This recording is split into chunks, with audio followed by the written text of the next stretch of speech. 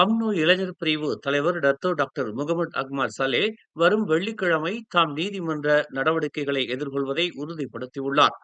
தன்னை போலீசார் தொடர்பு கொண்டதாகவும் தண்டனை சட்டத்தின் பிரிவு 505(b)யின் கீழ் தம் மீது குற்றம் சாட்டப்படும் என்றும் தனது முகநூல் பதிவில் அக்மால் பதிவிட்டுள்ளார். இருப்பினும் தற்போது மெக்காவில் உம்ரா செய்வதால் நாட்களை சுருக்கி வரும் வெள்ளிக்கிழமை காலை 8 மணிக்கு புக்கிட் மெர்தாஜாம் மஜிஸ்ட்ரேட் நீதிமன்றத்தில் குற்றச்சாட்டை எதிர்கொள்ள திரும்புவேன் என்று அவர் தெரிவித்துள்ளார்.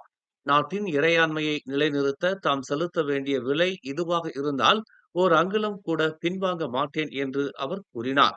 தண்டனை சட்டத்தின் பிரிவு 505(b) எந்த ஒரு நபரும் அரசுக்கு அல்லது பொது அமைதிக்கு எதிரான குற்றத்தை செய்ய தூண்டப்படக்கூடிய எந்த ஒரு அறிக்கையையும் வதந்தியையும் வெளியிடுபவர் அல்லது பரப்புகிறவருக்கு 2 ஆண்டுகள் வரை சிறை தண்டனை, அபராதம் அல்லது இரண்டும் விதிக்கப்படும் என்று கூறுகிறது.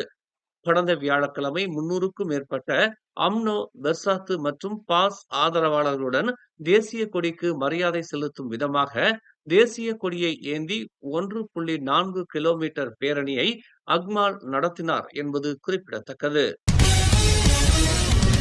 மலிவான அரசியலை நடத்திக் கொண்டிருக்கும் அம்னோ இளைஞர் பிரிவு நாட்டை சீரழித்துக் கொண்டிருக்கும் மிகப்பெரிய லஞ்ச ஊழல் விவகாரங்களுக்கு எதிராக குரல் கொடுப்பதற்கு தைரியம் இல்லாத ஒரு அரசியல் பிரிவாக செயல்பட்டு வருவதாக தெரிவிக்கப்பட்டுள்ளது.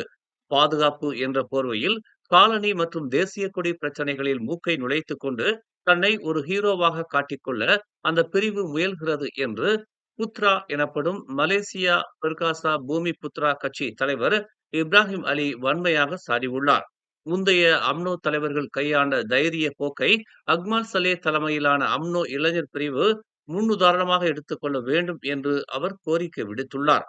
அரசாங்கத்தின் நேர்மை, லஞ்ச ஊழல், நீதி, மக்களின் பொருளாதாரம் போன்ற பெரிய விவகாரங்கள் குறித்து குரல் கொடுப்பதிலிருந்து விலகி அம்னோ இளைஞர் பிரிவினர் மௌனமாக இருந்து வருவதாக அவர் குற்றம் சாட்டினார். அம்னோ இளைஞர் பிரிவினர் உண்மையிலேயே கவனம் செலுத்த வேண்டிய பல முக்கியமான விவகாரங்கள் இருப்பதை அவர் சுட்டிக்காட்டினார்.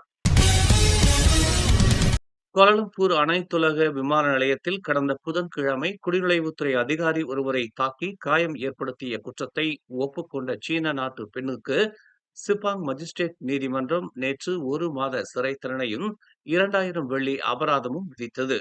நீதிமன்ற மொழிபெயர்ப்பாளர் ஒருவரால் மாண்டரின் மொழியில் குற்றப்பத்திரிகை வாசிக்கப்பட்ட பிறகு ஃபாங் ஃபு யுவான் எனும் 31 வயது பெண்ணுக்கு மஜிஸ்ட்ரேட் ஹைராத்துல் அனிசா ஜலானி அத்தண்டனையை விதித்தார். பெருநிலத்திற்கும் லங்காவிக்கும் இடையில் LRT மற்றும் MRT ரயில் சேவை திட்டங்கள் மேற்கொள்ளப்பட வேண்டும் என்ற எந்த ஒரு பரிந்துரையையும் அரசாங்கம் பரிசீலிக்காது என்றும், செலவு அதிகமாக இருக்கும் என்பதோடு தூரமும் அதிகம் என்பதால் கடலை கடந்து செல்லும் இத்தகைய ரயில் சேவை பரிந்துரை அபத்தமான ஒன்று என்றும் போக்குவரத்து அமைச்சர் அந்தோனிலோ தெரிவித்துள்ளார். கோலகடாவுக்கும் லங்காவிக்குமான கடல் மார்க்கமான தூரம் சுமார் 50 கிலோமீட்டர் என்றும், குவாலா பெர்லிஸிலிருந்து குவாவுக்கு சுமார் 30 கிலோமீட்டர் தூரம் என்றும் மக்களவையில் அந்தோனிலோ தெரிவித்தார். கோலகெடா அல்லது குவாலா பெர்லிஸிலிருந்து லங்காவிக்கு LRT திட்டத்தை மேற்கொள்ள வேண்டும் என்ற பரிந்துரை அபத்தமானது என்றும், குவாலா பெர்லிஸிலிருந்து லங்காவிக்கு 30 கிலோமீட்டர் தூரத்திற்கு பாலம் அமைப்பதென்று முடிவு செய்தால் அதற்கு எவ்வளவு பெரிய தொகை தேவைப்படும் என்பதை கற்பனை செய்து பாருங்கள் என்றும் அவர் கேள்வி எழுப்பினார். 13வது மலேசிய திட்ட தீர்மானம் மீதான விவாதத்தை முடித்து வைத்து பேசிய போது அந்தோனிலோ இதனை தெரிவித்தார். 2ஆம் கட்டத்தில் 950 கோடி அமெரிக்க டாலர் மதிப்புடைய போயிங் விமானம் கொள்முதல் செய்யப்படவிருப்பதால் அது நாட்டின் கடன் அளவை பாதிக்க செய்யாது என்பதோடு நாட்டின் நிதி பற்றாக்குறைக்கு தாக்கத்தையும் ஏற்படுத்தாது என்று 2வது நிதி அமைச்சர் லிம் ஹுயின் தெரிவித்துள்ளார். 13வது மலேசிய திட்டத்தில் வகுக்கப்பட்டுள்ள திட்டங்களில் ஒரு அங்கமாக இந்த விமான கொள்முதல் விளங்குவதாகவும் அவர் தெரிவித்தார். இப்போதைக்கு அனைத்தும் தங்களின் எதிர்பார்ப்புக்கு ஏற்றவாறுதான் இருப்பதாக நேற்று மக்களவையில் கேள்வி நேரத்தின் போது அவர் கூறினார்.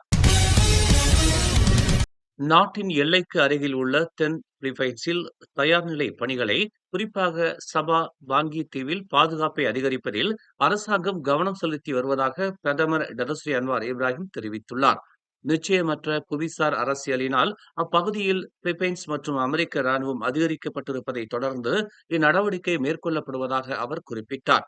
புவிசார் அரசியல் நிலைமை நிச்சயமற்றது என்பதை தாம் ஒப்புக்கொள்வதாகவும், அண்மையில் சபா அருகே தென் பிலிப்பைன்ஸில் பிலிப்பைன்ஸ் மற்றும் அமெரிக்க ராணுவ தயார் நிலை அதிகரித்துள்ளதாகவும் அவர் குறிப்பிட்டார்.